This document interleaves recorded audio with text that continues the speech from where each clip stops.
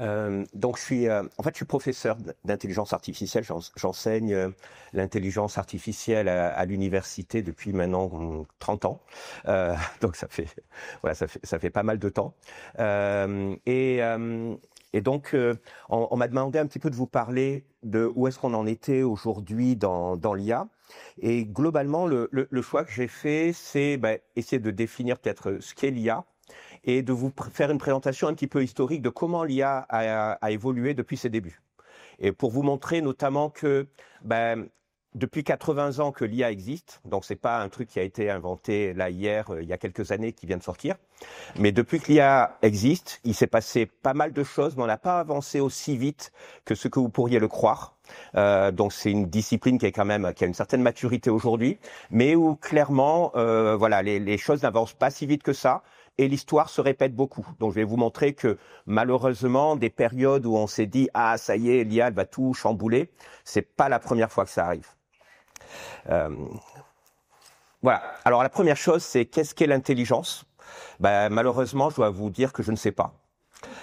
Donc, ça commence mal pour un prof d'IA. Et réellement, je ne suis pas capable de vous définir ce qu'est l'intelligence parce que c'est quelque chose c'est un mot qui englobe trop de choses. Je peux vous parler de capacités cognitives, je peux vous parler de nos capacités à calculer certains types de choses, à faire des raisonnements à propos de choses particulières, mais clairement, c'est trop vague pour que je puisse le manipuler facilement. Et voilà. Donc ça, c'est un premier élément. Alors après, évidemment, je vais quand même essayer de vous raconter des choses dessus. Mais il y a une vraie difficulté sur savoir ce qu'est l'intelligence. Alors d'abord, avant que je commence vraiment, une mise en garde. J'ai clairement un biais dans la présentation que je vais adopter ce soir. Donc, soyez-en conscients, c'est-à-dire que il y a des théories différentes qui s'opposent en IA, et je vais vous l'expliquer. Je suis partie prenante évidemment d'une de ces théories, donc bien évidemment, ce biais ressortira dans ma présentation. J'ai aussi fait le choix, à mon corps défendant, de ne pas vous parler de pans entiers de l'IA. Parce que en 1 heure, c'est pas possible, ou sinon je vous fais juste un catalogue de vocabulaire et ça serait pas intéressant. Voilà. Donc les faits sont là, mais attention, il y a aussi mon opinion après sur ces faits que je vais rajouter. Et c'est important de le savoir. Alors quand a démarré l'intelligence artificielle dans les années 40, évidemment, la question que sont posées les spécialistes, c'était mais quand est-ce qu'on pourra dire si une machine pourrait être intelligente ou pas ? Et Alan Turing, qui est très connu, avait proposé un test qui s'appelle le jeu d'imitation. Et il y a un film qui s'appelle Imitation Game qui est sorti sur cette thématique, où il dit voilà, le jour où une machine, on pourra la considérer comme intelligente, c'est le jour où les humains, lorsqu'ils regarderont, plutôt lorsqu'ils essaieront d'interagir à distance avec soit une machine, soit un humain, ne seront pas capables de discerner qui est la machine, qui est l'humain. Alors évidemment, l'idée, c'était de ne pas insister sur l'apparence et donc d'avoir juste au départ une interaction textuelle. Donc ça, c'est le test proposé par Turing, et vous avez peut-être entendu parler qu'il y avait des gens qui disaient que des machines avaient passé le test de Turing. Pour dire les choses comme elles sont, en fait, des machines passent le test de Turing depuis les années 60. La question, c'est pendant combien de temps elles réussissent le test de Turing. Et au début, c'était que 5 minutes. Maintenant, c'est plutôt un quart d'heure. Mais pour que ce soit un quart d'heure, en général, la machine se fait passer pour un adolescent.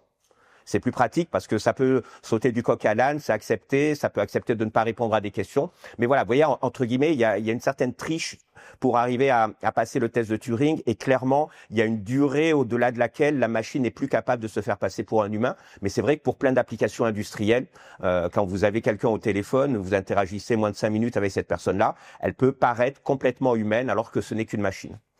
Alors, il y a une critique, en fait, sur le test de Turing qui a été proposé par un philosophe qui s'appelle John Searle, qui s'appelle le test de la chambre chinoise. Il fait l'hypothèse que c'est vous qu'on met dans la salle et vous êtes testé par un jury, sauf que ce jury vous envoie des entrées qui sont en chinois.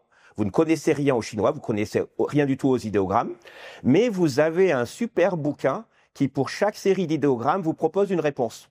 Et donc, ce que vous faites, c'est que vous recopiez la réponse et le jury, à l'issue de ça, décide que vous êtes intelligent. Sauf que vous savez très bien que vous n'avez rien compris. Eh bien, l'IA aujourd'hui, les systèmes style ChatGPT et compagnie, c'est exactement ce genre de système. Voilà. Donc ça, comme ça, je peux presque arrêter l'exposé de suite ici pour vous expliquer. Non, on n'a pas encore de vrai IA et c'est pas prêt d'arriver parce que justement, tout ce qu'on va vous proposer dans ces techniques-là, hop, je sais pas pourquoi ça arrive pas. Hop, mais... Ouais, donc, je suis désolé, il y a un petit décalage qui s'affiche sur mon écran. Donc, ce qui va se passer, c'est que, en fait, on a une opposition entre ce qu'on appelle une IA faible, où on veut reproduire l'apparence du raisonnement sans forcément reproduire ce qu'il y a derrière, et des gens qui vont se poser vraiment la question de mais qu'est-ce qui se passe dans notre cerveau, comment nous on réfléchit, comment est-ce on donne du sens aux choses. Et là, c'est ce qu'on appelle une IA forte, mais cette IA forte, elle est clairement pas aussi avancée que ce qu'on arrive à faire sur le côté de l'IA faible. Voilà. Et donc, derrière ça, en fait, il y a deux théories qui s'affrontent, qui sont des théories qui traversent autant l'intelligence artificielle que les sciences cognitives d'une manière générale.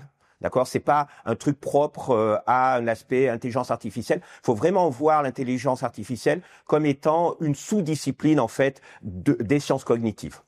Et dans ces discussions-là, en fait, depuis que les sciences cognitives existent, on va avoir une vision qui est dite cognitiviste, où on fait l'hypothèse en fait que l'esprit, ça serait comme un ordinateur qui traiterait des symboles. Et l'analogie vient de cette période-là. Et donc vous avez des gens comme Chomsky, Simon qui était un prix Nobel d'économie, Fodor et autres, qui soutiennent cette approche-là. Et elle continue d'être une approche qui est très soutenue. Et à l'opposé, vous avez eu aussi dès le démarrage une approche qui est dite connexionniste, qui elle est une approche qui est plutôt ascendante, basée sur des réseaux de neurones, sur une intelligence entre guillemets qui est complètement distribuée dans les réseaux de neurones et qui elle, pareil, si vous avez Chomsky d'un côté, de l'autre côté vous avez un autre linguiste, Lakoff, qui défend en fait une approche complètement opposée à Chomsky. Et si vous reprenez les grands langages de modèles, les grands modèles de langage, donc les ChatGPT et autres, ce que vous allez avoir, c'est que leur principe de fonctionnement aujourd'hui, ce sont des réseaux de neurones. Donc on peut dire ça fait partie du connexionnisme, mais en même temps, ce sont des réseaux de neurones qui manipulent directement des mots. Donc ils vont travailler directement sur l'apparence du mot, donc sur quelque chose en faisant l'hypothèse que les symboles auraient juste directement du sens en eux directement. Donc en fait, il y a une ambiguïté de positionnement qui est délicate sur ces systèmes-là. On n'est pas si connexionniste que ça sur certains deep networks aujourd'hui. Alors, pour vous expliquer où on en est, donc voilà, mon choix, ça a été de commencer d'un point de vue historique en revenant qu'est-ce qui s'est passé dans les années 40 et comment l'IA a évolué. Le truc, c'est que si vous prenez les débuts de l'IA, la première approche qui va exister en IA, ce sont des réseaux de neurones. Alors, pourquoi des réseaux de neurones au démarrage de l'IA? La réponse, elle est assez simple, c'est que l'ordinateur numérique n'était pas vraiment encore là, alors que le calculateur analogique était disponible. Et donc c'est ça qui va faire qu'on va d'abord avoir en fait des calculateurs analogiques travaillant avec des réseaux de neurones. Et les modèles de réseaux de neurones, l'idée c'est que si je prends un neurone biologique, en sortie, je vais avoir des impulsions électriques. D'accord? Alors, c'est une dépolarisation, c'est de l'électrochimie qui se produit dessus, mais on peut voir des impulsions plus ou moins rapprochées. Et finalement, on peut très bien remplacer ce qu'on appelle ces impulsions, ces spikes, on peut les remplacer par une fréquence de décharge en disant là, ça décharge beaucoup, là, au milieu, ça décharge un peu moins, et puis après, ça va comme ça évoluer dans le temps avec des décharges plus ou moins fortes. Et donc, je peux remplacer finalement la sortie de mon neurone par un nombre. Et je peux imaginer que en entrée... Alors, pourquoi est-ce que ça n'arrive pas? J'ai le laser qui marche plus, pas très grave. Donc, ce qui va se passer, c'est que en entrée de mon réseau de neurones, je vais mettre des nombres qui correspondent au fait que d'autres neurones peuvent s'activer. Je vais sommer ces activités-là en fonction de l'efficacité des synapses et je vais avoir une sortie qui est plus ou moins importante. Et le calcul, alors ça va être les seules équations, ça va vraiment se limiter à ça. C'est que la sortie, c'est le produit entre ces points synaptiques et les entrées. C'est vraiment juste ça, avec une non-linéarité qui va faire que les neurones vont saturer dès qu'il y aura trop d'activité dedans. Et une des choses marrantes qu'on peut faire avec ça, c'est que si vous imaginez que vous avez deux entrées, ces entrées sont binaires, donc 0 c'est faux, vrai c'est 1. Eh bien, si vous mettez des poids de 0,5 et que vous supposez qu'il y a un seuil sur votre neurone qui vaut moins 0,1, eh bien, si vous avez, par exemple, dans ce cas-là, 0 et 0 en entrée, le neurone a une sortie qui est nulle parce que elle dépasse pas 0. Mais dès qu'il y a une des deux entrées qui est active, vous avez 0,5 moins 0,1, ça fait 0,4. C'est supérieur à 0. Donc, notre neurone s'active, il répond 1. Et quand vous avez les deux entrées qui sont actives, vous avez 0,5 plus 0,5, ça fait 1, moins mon 0,1, ça fait 0,9. Et donc, en fait, je me retrouve encore avec une entrée positive. Donc, globalement, j'ai encore ma sortie qui est active. Et là, si vous regardez ce que ça fait comme opération logique, c'est un ou logique. Donc, j'ai fabriqué comme ça un neurone qui réalise une opération d'un ou logique. Et de la même manière, simplement en changeant le seuil, en mettant un seuil un peu plus élevé sur mon neurone, eh bien, je peux fabriquer un et logique. Et donc, je peux faire un ou, je peux faire un et. Et assez rapidement, on a mis en place des règles qui permettaient d'apprendre les poids synaptiques. Ce qui signifie que finalement, la machine par elle-même peut apprendre à réaliser un et, un ou entre des données, un non. Et après, en fait, on peut réaliser n'importe quelle expression logique. Et même après, par extension, finalement, on peut réaliser un petit peu tous les calculs qu'on pourrait rêver faire. Donc, en théorie, sur un réseau de neurones, si on est capable de gérer l'apprentissage comme il faut, on peut lui faire tout ce qu'on veut. Donc, c'est une sorte de calculateur universel. Alors, en parallèle, ce qu'il faut voir, c'est que les gens qui sont à l'origine en fait de cette IA, on va avoir notamment Wiener, donc qui va être à l'origine de la cybernétique et de la théorie du contrôle, de l'automatique, qui après vont se développer comme étant des disciplines complètement indépendantes. Mais si vous regardez au départ, les premières conférences sur l'intelligence artificielle, on avait donc aussi bien quelqu'un comme Wiener ou Shannon ou des gens après qui sont vraiment de la communauté réseau de neurones qui vont être présents et qui ont travaillé ensemble au départ à cette idée de on va essayer de comprendre qu'est-ce qui se passe dans notre cerveau et essayer de fabriquer entre guillemets des machines intelligentes. Ça date déjà de cette époque-là.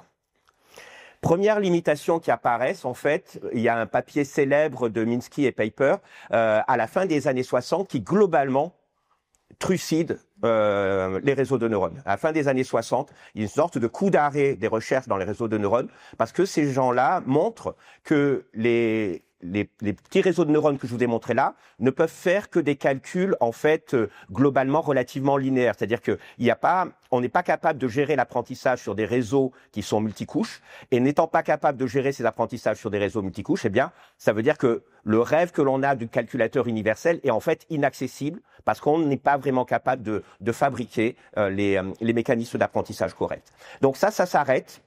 La question c'est est-ce que c'était vraiment à cause d'un problème théorique ? En fait, pas vraiment, parce que en regardant la littérature, on voit qu'il y a des mathématiciens qui avaient déjà trouvé comment est-ce qu'on pouvait mettre en place les bonnes équations pour en fait faire fonctionner des réseaux multicouches. Mais simplement, en fait, ce qui va se passer, c'est que les ordinateurs de l'époque, de toute manière, ne sont pas suffisants pour faire tourner ce genre de choses. Et à l'inverse, en fait, ce qui va se produire, c'est que on voit apparaître dans les années 60 les premiers ordinateurs numériques. Ils n'ont que quelques kilooctets de mémoire. Avec quelques kilooctets de mémoire, vous ne pouvez pas traiter des données brutes. La seule chose que vous pouvez faire, c'est si vous voulez manipuler quelque chose via un raisonnement, c'est dire je vais manipuler des symboles.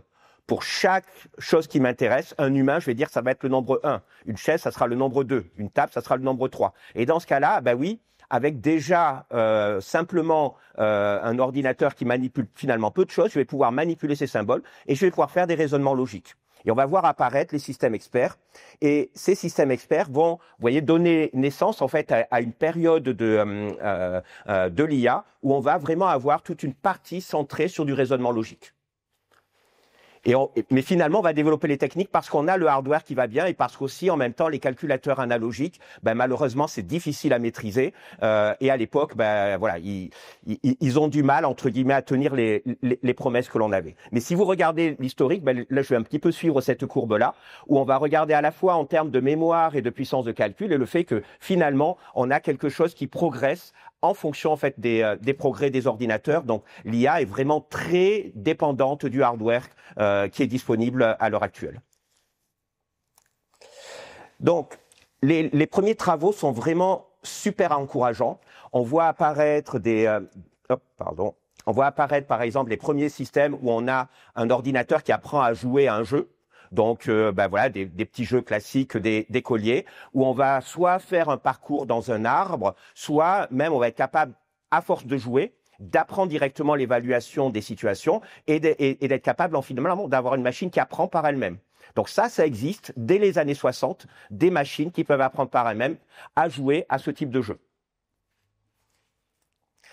On voit aussi apparaître quelque chose qui est vraiment super intéressant. Ce sont les premiers systèmes experts. Et dans ces systèmes experts, je vous en ai pris un parmi d'autres, qui est le système qui s'appelle MySyn, qui a été célèbre parce que, en fait, il est capable d'aider des médecins à diagnostiquer des maladies bactériennes. Et il est très fort à ce travail-là, c'est-à-dire que globalement, voilà, donc on va lui rentrer des règles, donc des experts humains vont lui rentrer des règles qui disent, ben voilà, si la coloration de l'organisme elle est gram négative, si sa morphologie c'est un bâtonnet, s'il est aérobie, alors il est vraisemblable à 80% que l'organisme est une entérobactéria, et c'est, bon, je connais pas, mais vous voyez, voilà, le système peut manipuler ce type de choses et donner des résultats qui sont intéressants puisque dans une compétition, donc à la fin des années 70, face à 8 médecins, eh bien, le MySyn termine premier. Donc, on a un système expert à la fin des années 70 qui est meilleur globalement que les meilleurs experts humains là-dedans.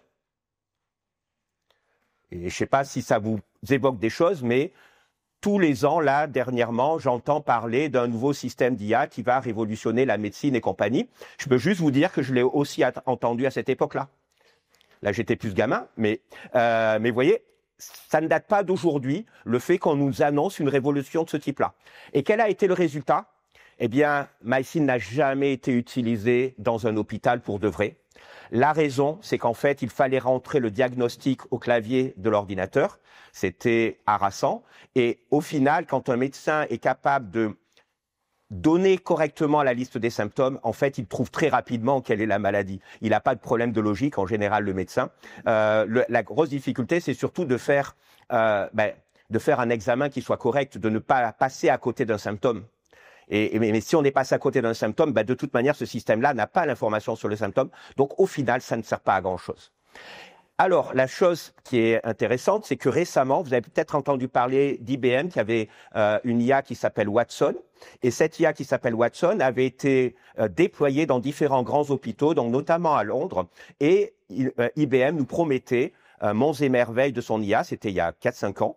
Et là, il y a, je crois, 1 an ou 2, en fait, ils l'ont retiré.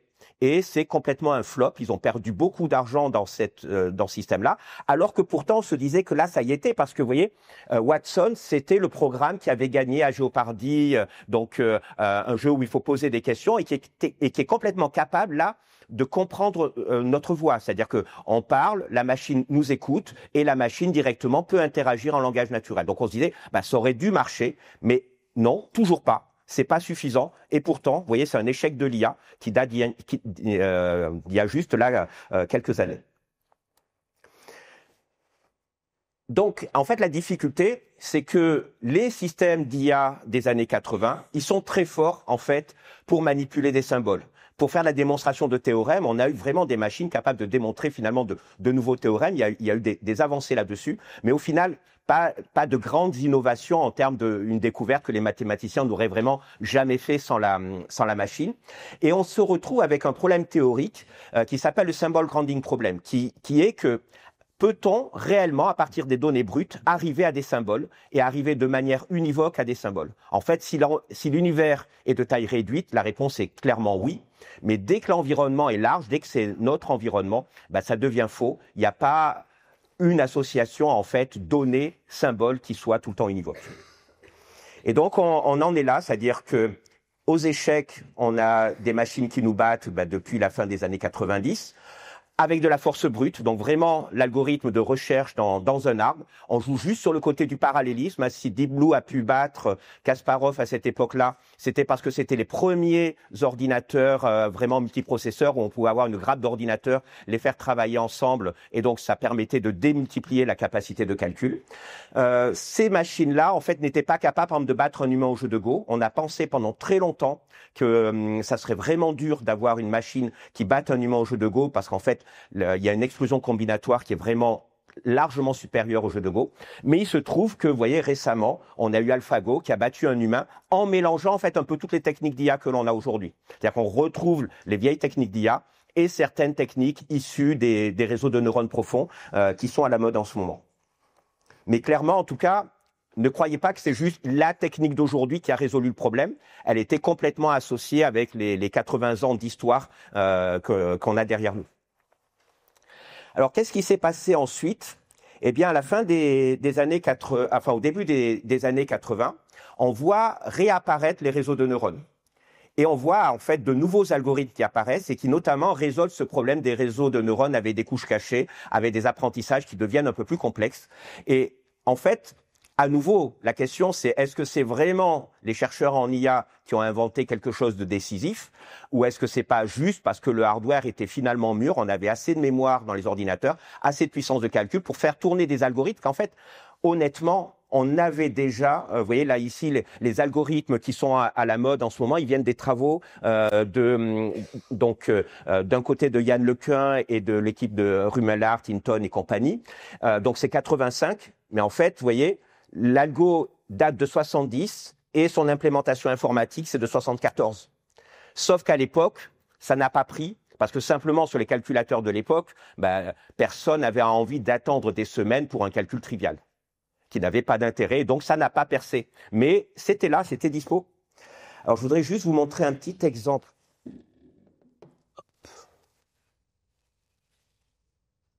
Si j'y arrive.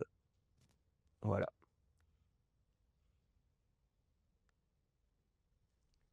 Ah. Alors, il faut que j'arrive à amener ma souris. Voilà, sur l'écran. Voilà, donc là, hop. Oh, c'est pas de chance.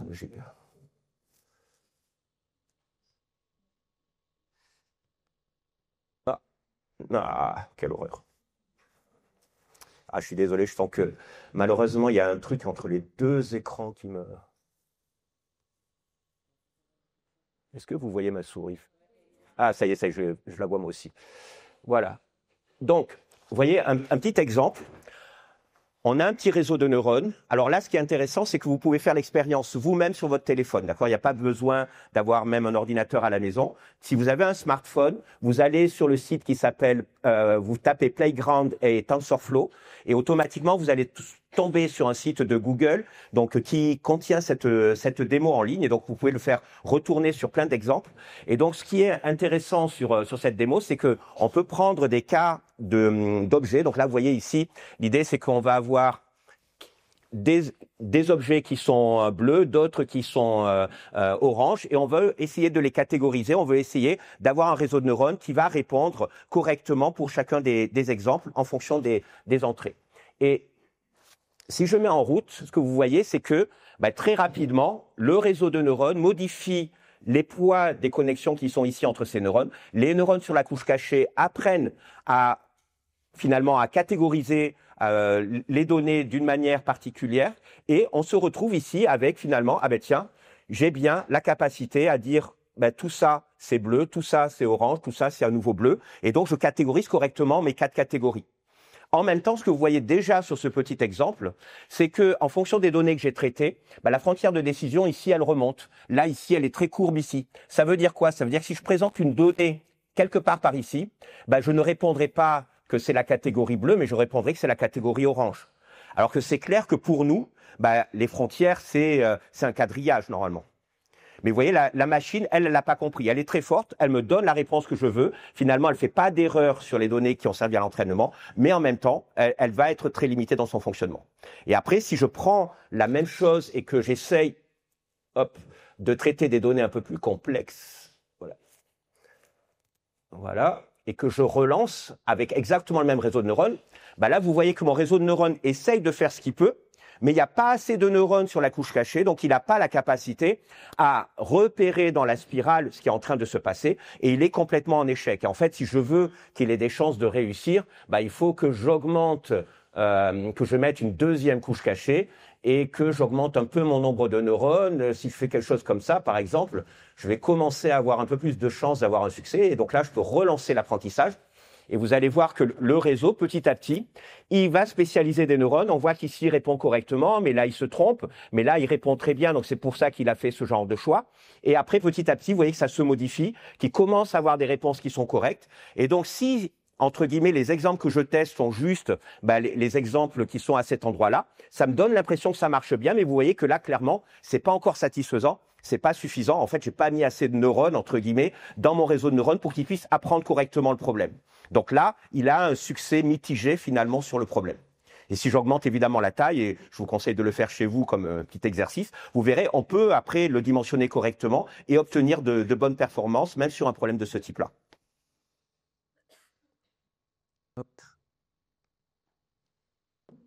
Il faut que je revienne maintenant sur mon écran.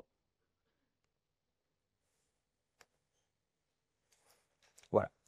Donc, en fait, après, si on regarde en termes d'applications plus complexes, eh bien, les choses que les gens ont essayé de traiter, c'est reconnaître de l'écriture et techniquement, voilà, si par exemple je mets en entrée des chiffres, je peux avoir un réseau de neurones avec une couche cachée et on va se demander, mais finalement, que va faire ce neurone sur cette couche intermédiaire où il n'est pas complètement en train de décider. En fait, vous pouvez regarder le neurone en disant, ah ben il a plein d'entrées, il est en train de voir ce qui se passe là sur ses entrées et finalement, en fonction des poids qu'il a, il va peut-être considérer ici dans ce cas-là que si il y a des pixels qui sont activés en haut, eh bien on aura une activité qui est plutôt importante. Donc on va pouvoir détecter peut-être une ligne qui est verticale qui sera en haut, ou ici on pourrait avoir un neurone qui au contraire va détecter quelque chose qui serait dans ce coin en regardant les endroits qui doivent être activés ou pas activés, puisque moi je vais donner des poids positifs ou négatifs, et donc il faudra que ça colle avec finalement la forme que je mets en entrée. Mais vous voyez, c'est pas particulièrement complexe à comprendre ce qui est en train de se passer sur ces couches cachées. Alors là, on peut apprendre des choses. Donc évidemment, ce qu'on veut à la fin, c'est que les détecteurs de caractéristiques apprennent, par exemple, ça serait bien qu'un détecteur qui apprenne à reconnaître une ligne verticale. Ça serait bien qu'on puisse avoir des détecteurs qui apprennent à reconnaître des lignes horizontales. Ça serait bien de pouvoir reconnaître les petits cercles qu'on va trouver sur certains chiffres, parce que ça permet finalement de les reconnaître, de les discerner par rapport à d'autres formes. Mais le problème que l'on a, c'est qu'en fait, il y a quand même une grande dépendance liée à la position de notre objet dans l'image. Et donc, dans les premiers réseaux de neurones, c'est là où on achoppe, où on est obligé finalement de limiter la taille, de fabriquer des masques qui sont très contraignants autour des objets, de manière à pas avoir de soucis. Et les progrès qu'on va avoir, et donc là, c'est ce qui va apparaître, donc par exemple, c'est Yann Lequin qui va proposer certains de ces réseaux convolutifs, donc à la fin des années 90, eh bien, avec le Net5, par exemple, on va avoir des couches où on va justement apprendre à fabriquer cette invariance par rapport aux translations des objets dans l'image, de manière à pouvoir les reconnaître quelle que soit la position, et surtout à éviter de devoir les apprendre pour chaque position, parce que sinon c'est trop coûteux, et parce que c'est sûr qu'on n'apprendra jamais toutes les possibilités, et donc dans ce cas-là, notre système se ferait avoir et aurait de mauvaises performances. Et donc les systèmes qu'on a eus dès cette époque-là, étaient capables, quand on présentait des chiffres, eh bien, en continu, de les identifier correctement. Donc là, vous voyez, à chaque fois, la réponse qui est donnée par le système, qui est vraiment une réponse correcte. Le système est globalement vraiment performant, et il va être performant malgré le fait qu'on fasse des translations, des rotations, des changements d'échelle. Il va vraiment avoir toute une robustesse à toutes ces plages de transformation, voire même on va pouvoir rajouter du bruit autour, déformer vraiment l'objet, et ça continue de marcher assez bien. Donc c'est vraiment très concluant. À la fin des années 90, ce type de réseau de neurones a pas mal de succès. Les premiers systèmes de reconnaissance de plaques d'immatriculation des voitures, par exemple, fonctionnent sur ce genre de principe et donnent vraiment de bons résultats. Mais à nouveau, est-ce que c'était vraiment une innovation de 1998 ? En fait, les réseaux convolutifs, l'inventeur de ces réseaux-là, c'est Fukushima qui, en 80, a proposé le premier réseau de neurones convolutifs. Mais à nouveau, c'était 10 ans trop tôt. Il n'avait pas la puissance de calcul pour le faire tourner. J'ai lu son papier, c'était très sympa. Mais voilà, son test était un tout petit test et ça pouvait pas entraîner l'adhésion des foules. D'accord ? Parce que simplement, voilà, c'était quelque chose d'un peu trop simple. En parallèle de ça, eh bien, on a commencé à avoir le développement, par exemple, de tout ce qui est voiture autonome. Donc ça, c'est pareil. C'est normalement une révolution du 21e siècle, d'accord, hein, la voiture autonome, c'est un truc qui est apparu maintenant il y a quelques années, mais on va dire 10 ans si je suis gentil, mais Je pense que pour la plupart d'entre vous, vous considérez que voilà, la voiture autonome, ça fait peut-être une dizaine d'années que c'est dans le pipe, mais finalement, ça arrive que maintenant, et encore, on les a pas encore pour de vrai. Mais si vous regardez ce papier de Pomerleau, en 89, il développe le premier réseau de neurones qui est capable d'apprendre à conduire une voiture. Et c'est fonctionnel. Et c'est très simple, c'est-à-dire qu'en fait, ce qu'on a, c'est alors évidemment, on est limité par la taille de l'image parce qu'on a peu de puissance de calcul. On a une petite image 30 par 32 en entrée. On a quelques capteurs aussi parce qu'on prend un peu de sécurité pour s'assurer de la profondeur, de savoir est-ce qu'il y a vraiment des obstacles devant soi ou pas. Et puis après, on a un réseau de neurones avec une seule couche cachée. Et en sortie, on a directement dans quelle direction doit tourner le volant. Donc c'est vraiment le truc, tac, j'ai mon volant, je tourne mon volant et je vais apprendre à ma voiture, en fonction de mon expérience, dans quelle direction est-ce qu'il faut aller en fonction de la route. Et c'est tout. Et vous pouvez voir en fait les poids appris par son réseau de neurones à l'époque, où finalement on a un réseau de neurones qui est bien capable finalement d'apprendre à découvrir ce qu'est une route, sur le fait qu'il y a bien des notions de bord de la route. Et voilà, les neurones petit à petit, en apprenant, vont découvrir ces caractéristiques-là, et donc vont pouvoir détecter ah ben tiens, là il faudrait peut-être que je tourne ici dans une direction, et là plutôt que j'aille tout droit. Mais malgré ça, en fait, on va avoir un deuxième hiver des réseaux de neurones, alors que pourtant, ça marche plutôt bien. La raison, en fait, elle est assez simple, c'est qu'il y a des techniques statistiques qui marchent plutôt bien à l'époque, qui s'appellent en français, c'est les machines à vaste marge, en anglais, c'est les support vector machines, qui, pareil, le travail initial, il date de 63. Mais il va falloir attendre les années 90 et le succès des réseaux de neurones pour que ça revienne à la mode, en se disant ah ben ok, il suffit de projeter les données sur cet espace, sur cette couche cachée, et comme avec une seule couche cachée, on peut théoriquement résoudre tout problème, eh bien on va se contenter de réseaux entre guillemets. Alors ils seront même plus des réseaux neuronaux, mais ça sera simplement des projections dans un espace produit, et on va résoudre les problèmes statistiques dans cet espace-là. Et donc c'est un retour des techniques statistiques qui va apparaître à la fin des années 90. Et ça va super bien marcher. Ça va super bien marcher, mais 2010, on voit apparaître, alors ils appellent pas ça au départ des réseaux de neurones, ils vont appeler ça des deep networks. Alors c'est du marketing, hein, c'est pour se différencier, pour montrer qu'il y a une nouveauté, pour convaincre les gens qu'il y a quelque chose de neuf à venir voir. On a en fait les réseaux de neurones supervisés, multicouches, qui reviennent sur le devant de la scène, parce qu'en fait on a à la fois maintenant la puissance de calcul pour les faire fonctionner, et en plus on a trouvé des petits trucs d'un point de vue algorithmique pour ne pas avoir ce qu'on appelle le problème de l'évanescence du gradient, c'est-à-dire pour être capable de rétropropager les erreurs sur toutes les couches d'une manière correcte. Et on va être capable comme ça d'avoir des réseaux de neurones qui sont très grands et qui vont aller depuis la sortie, donc les catégories que l'on demande, jusque prendre en entrée les informations brutes. Et le point qui va faire que ces techniques-là vont prendre le dessus, c'est que globalement, quand elles vont arriver dans les concours internationaux, on va avoir d'un seul coup un gain de plus de 10% par rapport aux techniques concurrentes. Et ça va être un raz-de-marée. Et tous les gens qui bossaient sur les techniques de machine learning vont globalement arrêter le machine learning pour venir sur les deep networks qu'ils détestaient avant. Et aujourd'hui, tout le monde, globalement, qui faisant du machine learning, utilise en général des deep networks parce que c'est le truc qui marche bien, c'est le truc qui techniquement est performant. Voilà. Et donc, on va avoir énormément d'applications, ça va progresser d'année en année. Et pareil, hein, si vous regardez donc là, c'est les gagnants des compétitions. Donc, vous voyez le gagnant de la compétition de reconnaissance d'objets en 2012, 2014, encore là 2014. En fait, qu'est-ce que vous voyez? C'est que plus le temps passe, plus simplement on rajoute des couches dans le réseau de neurones. Donc, les réseaux de neurones deviennent de plus en plus profonds. Voilà, c'est ça, entre guillemets, la solution. Alors, est-ce que c'est une vraie solution? Si vous réfléchissez bien, non, ça marche pas. Enfin, c'est pas... Vous fabriquez pas une machine qui, entre guillemets, est devenue plus intelligente. C'est simplement que elle peut apprendre beaucoup plus de choses parce qu'il y a tellement de paramètres là-dedans que finalement, on peut même aussi très facilement se faire avoir et apprendre par cœur la solution à tous les problèmes que l'on a pu voir. Et si la base d'apprentissage, elle est un peu limitée, malheureusement, on a du mal à s'assurer de l'apprentissage complet du système. En fait, à tel point que ici, vous avez l'exemple d'un de ces systèmes qu'on entraîne à reconnaître ici un panda. Donc, il reconnaît correctement le panda. Il dit, je suis à peu près sûr à 60% que c'est un panda. On rajoute sur cette image-là un petit bruit. Alors, mais vraiment un petit bruit. Hein. C'est-à-dire que là, vous voyez le bruit, mais quand il est sur l'image, elle ressemble à ça. Donc ça, vous voyez l'image avec le bruit. Et avec cette image, avec du bruit, là, le système vous dit, c'est un gibbon, et j'en suis sûr à 99%. Donc, il se plante. Il se plante complètement, et pour nous, c'est globalement la même image. D'accord? Et ça, en fait, si vous regardez aujourd'hui, donc les systèmes normalement qui sont utilisés, alors notamment les Chinois sont très fanats de ça, donc pour identifier les gens dans la rue et compagnie, donc pas mal de dictatures ont très envie d'utiliser ça. En fait, il marche bien, malheureusement pour nous, mais en même temps, donc là, vous voyez, le système qui est en train de fonctionner correctement, il détecte le visage. Si jamais vous vous amusez à vous mettre des petites choses sur le visage qui ne sont pas prévues par le système, ou le système n'a jamais été entraîné avec ces choses-là, eh bien, il est complètement incapable de vous reconnaître en tant qu'humain.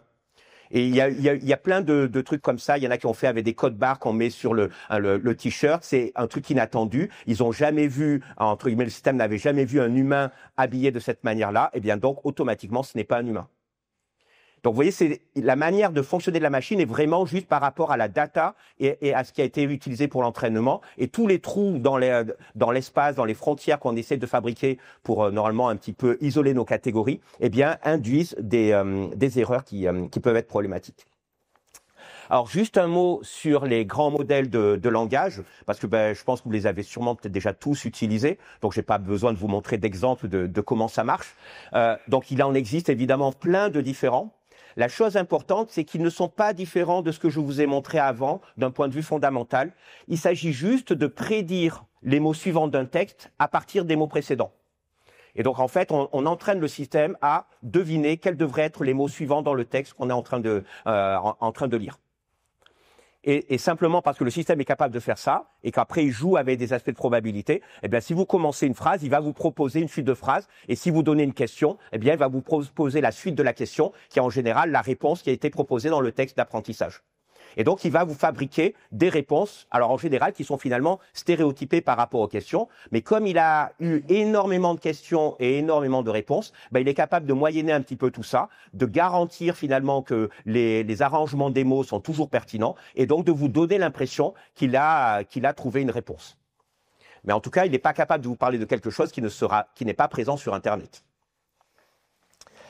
Alors, où les choses deviennent un petit peu embêtantes, c'est que, en fait, quand on regarde l'évolution de ces deep networks, en fait, ils suivent très bien, en fait, l'évolution de la loi de Moore, des progrès sur les microprocesseurs. Et donc, globalement, on exploite tout le temps au max la puissance de calcul qui est disponible sur les ordinateurs, avec finalement, vous voyez là, le temps d'entraînement pour ces réseaux de neurones, globalement, il doublait tous les 21 mois.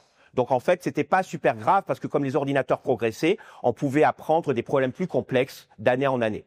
Sauf que quand vous regardez après 2010, ce qui se passe, c'est que là, le temps d'entraînement, en fait, il double maintenant tous les 6 mois.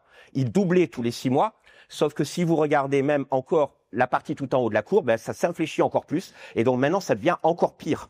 Et donc, qu'est-ce que ça implique ce genre de choses? C'est que au final, donc là, vous voyez justement les derniers réseaux qui demandent en fait des tailles et des évolutions de taille qui sont toujours plus gros. Eh bien, c'est que tous les grands de l'IA actuellement, donc que ce soit Alphabet, Meta et compagnie, eh bien investissent dans les centrales nucléaires. Pourquoi est-ce qu'ils investissent dans les centrales nucléaires? C'est parce qu'ils ont besoin d'énergie pour leur data center. Parce que en fait, ils ont besoin de tellement de puissance de calcul que ce n'est pas possible. Pensez à notre cerveau qui ne consomme que quelques watts. D'accord? Et qui a un réseau de neurones encore plus grand que ce que, là, eux manipulent dans leur système. Il y a un problème. Alors, justement, que nous apprennent les sciences cognitives? Première chose, c'est que notre cerveau n'est pas un deep network malgré tout ce qu'on peut vous raconter. Et clairement, ça n'en est pas un. Alors là, j'ai pris un travail particulier, c'est le travail de Simon Thorpe à Toulouse, qui, vous voyez, à la fin des années 90, a fait des expériences relativement simples. Il montre à des humains une image où il y a un animal ou autre chose qu'un animal, une maison, une voiture ou autre, et il demande aux gens d'appuyer sur un bouton de souris à chaque fois qu'ils ont identifié si c'est un animal ou pas.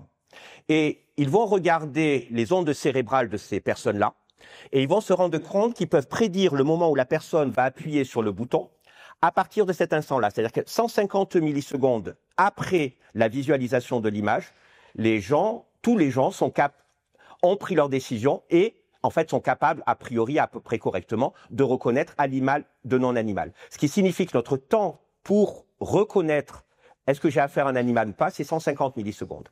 À côté de ça, il faut voir que nos neurones biologiques, ils sont très lents. Ils sont beaucoup plus lents que les neurones entre guillemets artificiels. Le temps présent pour un neurone biologique, on peut dire que c'est à peu près 10 millisecondes, sachant que les petits spikes que je vous avais montrés au début, c'est 1 milliseconde et que globalement, pour pouvoir faire la distinction entre j'émets un peu, beaucoup, voilà ou pas, eh bien, il faut forcément avoir genre une dizaine de spikes. Donc c'est pour ça que 10 millisecondes, ça colle à peu près bien avec ce temps-là.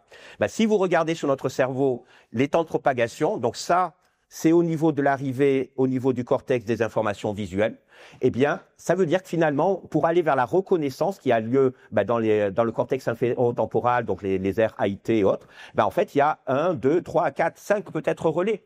Donc globalement, on est très loin des gros deep networks qu'on est en train de développer actuellement. Chez nous, non, c'est beaucoup plus simple que ça, et ça marche. Un autre élément aussi à prendre en compte en termes de différence par rapport au deep network, c'est que chez nous, la perception, elle est fondamentalement active. Donc là, vous avez une expérience de Bakirita sur une expérience en fait de suppléance perceptive. L'idée, c'est qu'il travaille dans les années 70 en se posant la question, est-ce que je peux rendre la vision à un aveugle ? Et comment faire ? Donc évidemment, l'aveugle, s'il n'a pas d'information, il s'est dit, je vais prendre un dispositif tactile, donc qui est la petite matrice que vous avez là, qui va vibrer en fonction de la stimulation visuelle. Et il va donc montrer des formes et on va les projeter comme ça. Et donc là, vous pouvez reconnaître, ah ben voilà, il y a sûrement une personne, là c'est un téléphone. Voilà, on peut avoir ça, on le projette sur le torse. Il commence à tester avec ses cobayes et ça ne marche pas. Il a beau entraîner les gens, il les entraîne pendant plusieurs semaines. Les gens ont du mal à faire la distinction entre un rond et un carré. On n'y arrive pas. Et globalement, ça lui paraît complètement anormal. À ce moment-là, il a une idée un petit peu biscornue, c'est de se dire, et si c'était moi qui bougeais la caméra ? Et là, il se rend compte qu'à partir du moment où il permet à la personne, au sujet, de bouger la caméra, d'un seul coup, les gens commencent à voir à l'extérieur. Ils n'ont plus la sensation tactile sur leur torse et une sensation tactile qu'ils ont du mal à reconnaître, mais d'un seul coup, ils vont effectivement pouvoir, un certain nombre d'entre eux vont réussir à bien reconnaître les gens et avoir une perception à l'extérieur d'eux. Donc c'est ça qui est vraiment intéressante par rapport à ça et ce qui nous dit la perception, ce n'est pas juste un traitement passif de l'information, ça c'est juste un pis-aller. Vous pouvez aussi le voir, par exemple, si vous tenez un stylo. Quand je tiens un stylo et que j'écris sur quelque chose, je n'ai pas l'impression que ça touche, entre guillemets, la sensation tactile, elle n'est jamais sur mes doigts, elle est au bout du stylo. En fait, je modifie mon schéma corporel et j'ai vraiment l'impression de toucher avec le bout du stylo. Donc en fait, ça signifie tout le temps que cette notion juste du capteur, il est fortement lié à notre motricité et à la sensorimotricité qu'on va employer. Donc il y a vraiment un défi par rapport à ça et de se dire, ah mais qu'est-ce qui est en train de se passer ? Un autre élément important, c'est que je pense, voilà, vous pouvez avoir conscience que vous touchez votre main, vous avez une information tactile, je peux avoir la sensation d'avoir mes vêtements sur moi. Sauf que la rétine, c'est pareil, c'est un tissu sensitif. Est-ce que vous avez la sensation, quand vous voyez, en fait, de sentir quelque chose sur votre rétine ? Non, personne n'a cette sensation. Je vous vois à l'extérieur. D'accord ? Je vois quelqu'un, je n'ai aucune sensation sur ma rétine. Mais je vous vois. Eh bien, cette extériorisation de la perception, manifestement, elle est liée à notre sensorimotricité, au fait que nos yeux bougent, au fait qu'on a un contrôle de nos yeux. Et c'est ça qui crée cette perception. Et donc, il faut vraiment penser en termes de découplage sensorimoteur pour pouvoir comprendre ce qui se passe. Donc, nous, on travaille plutôt dans cette approche-là et donc on a développé au cours du temps des approches où finalement on peut dire mais le système peut commencer comme étant vraiment très simple, on peut juste se contenter de simples mécanismes de conditionnement, mais tout le temps en ayant comme mécanisme de départ la motricité. C'est la motricité qui va nous permettre d'avoir des informations sensorielles qui vont changer, et donc on va pouvoir apprendre les corrélations sensorimotrices, et c'est ce flux sensorimoteur qui va caractériser la reconnaissance de quelque chose.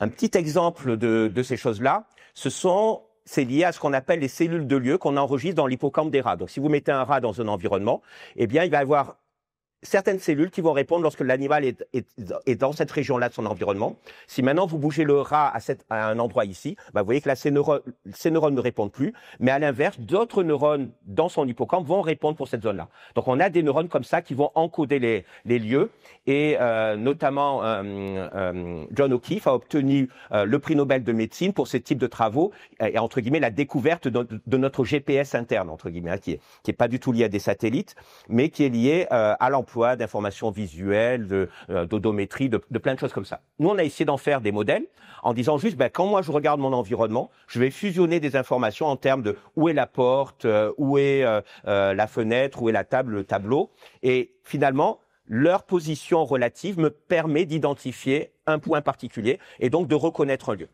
Donc ça peut être potentiellement intéressant. Et on peut l'employer comme ça avec des systèmes qui vont explorer leur environnement et nous permettre de reconnaître plus ou moins bien des lieux. En fait, en pratique, c'est pas si bon que ça quand on essaye juste de dire est-ce que je suis vraiment à un lieu particulier ou pas, parce qu'en fait, l'environnement change tout le temps. Mais si, au lieu de faire ça, vous vous dites ah mais en fait, si je veux revenir à cet endroit-là, tout ce que je dois faire, c'est apprendre que quand je suis ici, il faut que j'aille vers le haut, que quand je suis en haut, il faut que je descende.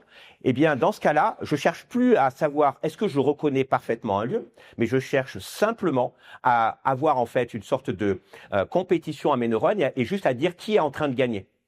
Et là, s'il y a des perturbations dans l'environnement, elles perturbent tout le monde. Et donc, toutes mes neurones en compétition sont perturbées globalement de la même manière. Et je vais tout le temps avoir un comportement attracteur. C'est-à-dire, je vais toujours être capable de revenir vers un lieu appris, malgré, en fait, toutes les perturbations que je peux avoir.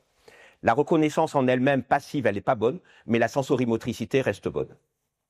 Donc ça, on l'a employé pour des voitures, pour des drones, et même, en fait, pour fabriquer des systèmes, entre guillemets, d'IA dites frugales, où on va essayer, par exemple, de reconnaître une scène simplement en simulant ces saccades et en apprenant le fait que, ah, mais quand je regarde un objet, il y a en général des caractéristiques à d'autres endroits de l'objet, et donc je vais apprendre à essayer d'aller vérifier si ces caractéristiques sont toujours présentes. Et ça donne en fait d'assez bons résultats. On l'a testé et comparé avec des systèmes de deep network. Et en fait, quand vous faites ça, alors je vous mets pas, voilà, je vais juste vous mettre les résultats. Au final, on fait évidemment la performance, elle est un peu moins bonne qu'un deep network qui a été entraîné en fait avec des milliers d'exemples. Mais on va échanger le fait que dans notre cas, on peut avoir un entraînement qui va se faire, vous voyez, en one shot. Une image et tac, j'ai appris quelque chose. Là, je dois en apprendre 45 000. D'accord? Le temps d'apprentissage de mon deep network, il est vraiment énormément plus élevé. Et en même temps, même la quantité de mémoire dont j'ai besoin pour obtenir le même niveau de performance, c'est pas du tout le même. Et ensuite, vous pouvez employer ces systèmes-là. Donc, soit vous avez une scène qui est complexe, vous savez pas où vous regardez, le système regarde un peu partout et ça prend du temps. Hein. C'est le temps qu'on peut mettre pour découvrir une scène, pour se rendre compte de ce qu'il y a autour de nous. Mais si je sais que l'objet qui m'intéresse, c'est le stylo, dès que je l'ai trouvé, vous voyez que je suis capable de rester dessus et d'avoir un système qui est très rapide, en fait, en termes de fonctionnement. Parce que, justement, il va pouvoir développer des mécanismes d'attention. Alors, voilà, je vous ai raconté plein de trucs sur les deep networks. Est-ce que, en fait, on peut aller plus loin? Est-ce que ça peut vraiment aussi avoir un impact sur notre vie de tous les jours? Alors, il se trouve que je travaille depuis quelques années avec un neuroendocrinologue qui s'appelle Robert Lustig et qui m'a fait découvrir que clairement, il y avait des problèmes de santé publique, qu'il y avait un dénominateur commun.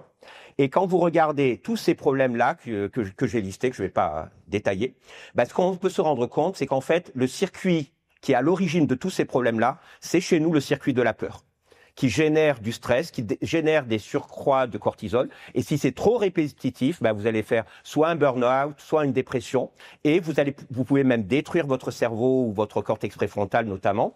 Et voilà, vous allez avoir tout un ensemble de problèmes qui vont apparaître. Et donc, c'est intéressant, en fait, d'une part, d'en faire des modèles, donc de pouvoir se servir des réseaux de neurones que l'on développe pour essayer de modéliser ça, mais en même temps aussi pour comprendre pourquoi chez nous, c'est si complexe. Pourquoi chez nous, il y a toutes ces interactions-là qui vont faire que, l'addiction aux technologies, le sucre, les problèmes de sommeil et compagnie vont générer du stress, vont induire automatiquement des addictions ou des comportements dépressifs. Et donc ça, on peut effectivement le modéliser en fait sur nos ordinateurs. Donc vous voyez, là c'est un petit peu les modèles de réseaux de neurones qu'on utilise. Je vais pas rentrer dans le détail parce que j'ai clairement pas le temps ce soir.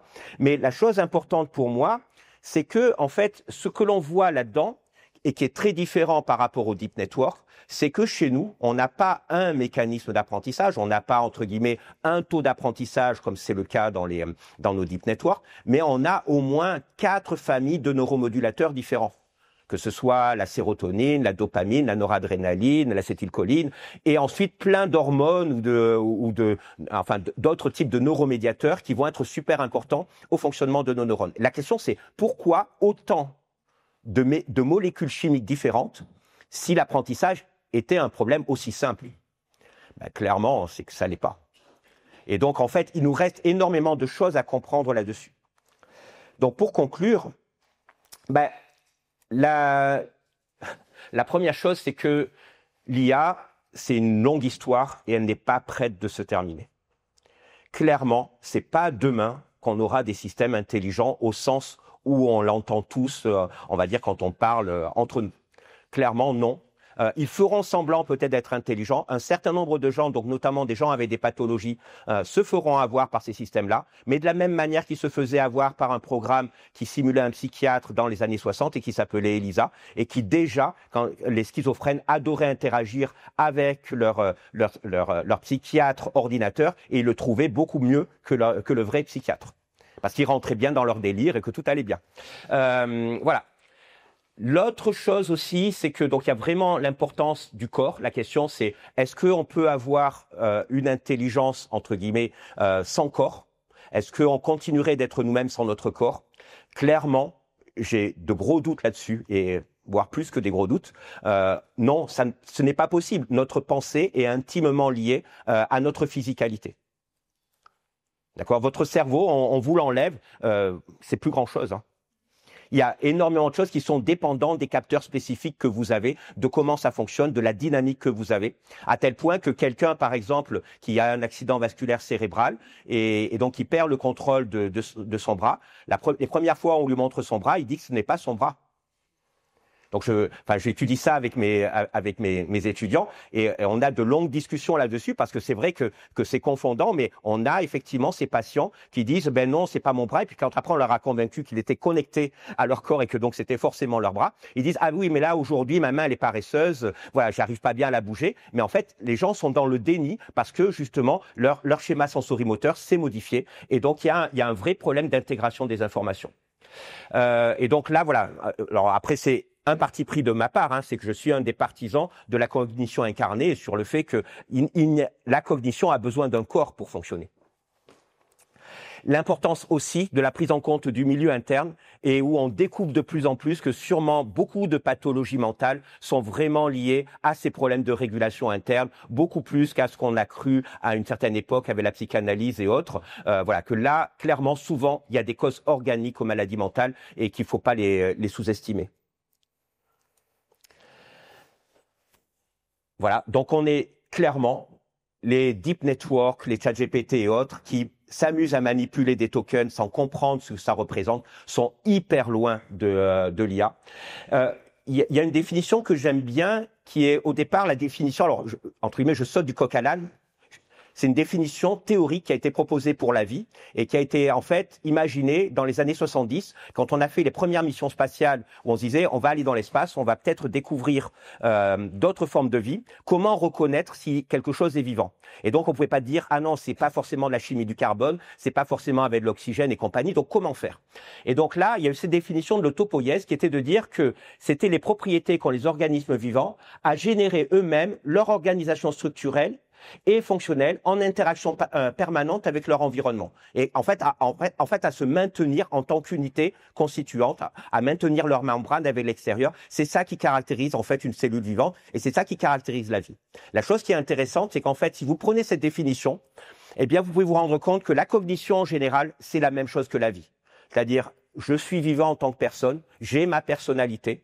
Pourtant, tous les jours, des gens essayent de me convaincre de choses. Moi-même, je fais la même chose avec vous. Donc, on est tout le temps agressé par des informations et on maintient notre personnalité malgré tout ça. Et on se reconstitue en fait chaque jour, et chaque jour on se modifie en même temps. Mais donc, la personne que l'on est quelque chose qui émerge de notre réseau de neurones et la capacité qu'a ce réseau de neurones à s'auto-maintenir. Eh bien, en fait, le truc, c'est qu'on aura des machines et peut-être un jour de véritables IA, le jour où on en sera là. Et je peux juste vous assurer qu'on est hyper loin d'y être, malheureusement. On n'a pas fait encore grand-chose là-dessus. Et donc, voilà, l'importance des émotions aussi là-dedans, en termes de mécanisme de régulation et de ce mécanisme d'auto-organisation là-dessus. Donc, si je reviens sur le lien entre l'IA et les progrès des ordinateurs, on voit effectivement que toutes ces périodes de l'IA, eh bien, on retrouve à chaque fois ce qu'on était capable de faire avec des ordinateurs. Et clairement, c'est au départ même la quantité de mémoire. On commence au début juste avec quelques nombres qu'on peut stocker. Puis après, la mémoire de l'ordinateur nous permet de stocker quelques pages de texte. Donc, en fait, on fait de l'IA qui travaille plutôt avec des aspects tests. Puis après, on peut manipuler une image, donc génial. Puis après, on commence à manipuler de la vidéo. Et aujourd'hui, clairement, c'est plus un souci de manipuler de la vidéo, de l'image, tout ça ensemble. Donc, c'est pour ça aussi qu'on voit apparaître ces systèmes-là. Mais fondamentalement, les traitements ne sont pas si révolutionnaires que ça et malheureusement nos IA sont souvent passifs. Alors qu'est-ce qui va se passer demain, surtout sachant que le hardware a quand même du mal à suivre? Heureusement en fait il y a des gens qui réfléchissent à d'autres types de hardware, donc des hardware qui peuvent être notamment neuromimétiques ou autres et qui essayent justement de jouer sur le fait que quand vous prenez un cerveau humain, donc entre 85 et 100 milliards de neurones, et eh bien on consomme 20 watts. On consomme 20 watts. Si je prends un PC, même ce PC-là, qui est un petit PC, il va consommer globalement entre 100 et 200 watts. Donc, il y a un vrai souci. C'est-à-dire, et quand je dois avoir un grand modèle de langage, lui, on est en mégawatts globalement. Donc, vous voyez la différence. Donc, le différentiel, il est clairement sur le truc de qu'est-ce qui va pas, sachant que nos neurones biologiques sont lents, ne sont pas précis. Comment c'est possible que finalement nos supercalculateurs hexaflopiques et compagnie ne seront pas en mesure en fait de faire ces choses-là. Donc il y a à la fois on a faux sur les architectures et en même temps on a besoin de hardware qui vont être beaucoup plus économes que ceux qu'on a. Donc il y a beaucoup de recherches à faire. Et je voulais juste conclure sur quelque chose qui est voilà un petit exemple d'un robot qui est capable de marcher et vous voyez il n'y a pas de processeur. Donc, en fait, là, ce qu'on a sur un système comme ça, c'est vraiment, en fait, sa physique qui est importante. C'est vraiment le fait qu'il a été bien conçu physiquement. C'est pour ça qu'il marche. Et la question, c'est, chez nous, manifestement, c'est un peu la même chose. Et c'est pour ça qu'on a mis très longtemps à avoir des robots qui réussissent à marcher. Parce qu'on a cru qu'on pouvait découpler le problème de la mécanique du problème du contrôle et qu'on pouvait faire marcher un peu tout et n'importe quoi. Et il nous a fallu très longtemps avant d'avoir les bonnes propriétés. Quand vous regardez chez un humain, manifestement, chez nous, les questions sont très différentes. On pense pas en termes de planification de chaque articulation, mais simplement en termes peut-être de juste de maintenir un rythme, de se pencher plutôt d'un côté ou de l'autre de manière à ce que, on tourne à droite ou à gauche. Mais le contrôle est très différent souvent de ce qu'on a pu imaginer. Voilà, je vais m'arrêter là. Voilà, je m'arrête juste là. Et donc avec un exemple en même temps aussi des affordances et de qu'est-ce que c'est qu'une porte, qu'est-ce que c'est qu'une sortie.